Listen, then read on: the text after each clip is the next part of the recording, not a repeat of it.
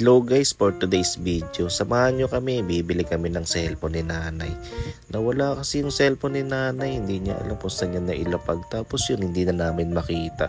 Wala siyang magamit ngayon, hindi niya daw mapanood yung mga content na ginagawa ko.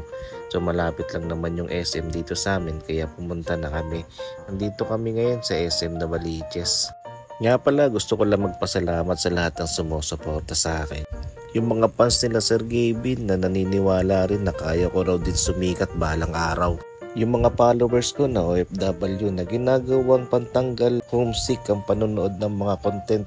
Sana nakakapagbigay ako kasiyahan sa inyo kahit papano. Alam kong hindi madali ang malayo sa pamilya, kaya sana mag-iingat kayo palagi dyan kung nasan mang bansa kayo nandun. Andito na nga kami sa bilihan ng mga cellphone. Sinabi ko na kay nanay, isipin niya na kung anong cellphone ang gusto niya para pagdating namin doon, hindi na kami mahirapang pamili. Dito nga pala kami sa store na to pumasok. Ang daming pagpipilian dito na cellphone. May Vivo, may Oppo. Pero ang hanap namin ay yung pasok lang sa budget namin. Maliit lang ang budget ko.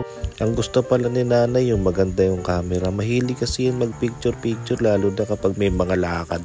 Kaya dito ko siya dinala sa Oppo. Maganda kasi camera ng Oppo, kahit papano malinaw talaga. Ito nga yung napili ko, yung Oppo A18. Mura lang to, halos wala pang 5,000. Kaya nung nakapag-decide na kami kung ano talaga cellphone ng bibili, naglabas na ako ng pera para magbayad. Excited na kasi si nanay sa bago niyang cellphone, kaya tara bayaran na natin.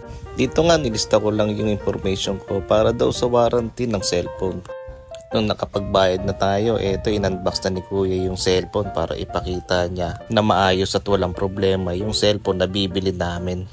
Dito sinetap na ni kuya yung cellphone para pagbigay sa amin ay gagamitin na lang namin, wala na kaming ibang gagawin. In example pa ni kuya yung camera ng Oppo, talagang malinaw yung camera niya, satisfied naman kami. Kinabit na rin yung previous na napili ko. Tempered glass nga pala yung napili kong previous imbis na earphone. Mahal din kasi magpakabit yan, nasa 150. Kaya yan na lang yung binili ko imbis na yung earphone. Hindi naman kasi magagamit din na yung earphone na yun. Yan yung tempered glass at kahit papano may protection yung screen. Ito nga, nag-aabang na sila sa labas. Kaya nung okay na, kinuha ko na yung cellphone at lumabas na ako. Ibinigay ko na rin kay nanay yung bagong cellphone niya. Ayun, tuwan-tuwa siya. Pagkatapos namin bumili ng cellphone, pumunta na kami rito sa kainan na to. Dito kami sa McDonald's. Jollibee sana yung kakainan namin para sa mga bata, kaya lang sarado at maintenance ngayon. Ito si Marga, yung sinasabi niya yung gusto niyang kainin, french fries daw, french fries. Habang naghihintay kami sa in-order namin, pinasubo ko na kay nanay yung bagong-bago niyang cellphone. Ayan, binuksan niya kaagad. Sinubukan nga niya kaagad dito yung camera. Ayan, tinipicturean niya si Marga. Tuwan-tuwa siya dahil napakalinaw araw ng camera ng Oppo. Hindi ako nagkamali sa pinili ko. Ilang sandali pa dumating na yung mga pagkain na in-order namin. So kain na guys, kain na rin kayo dyan.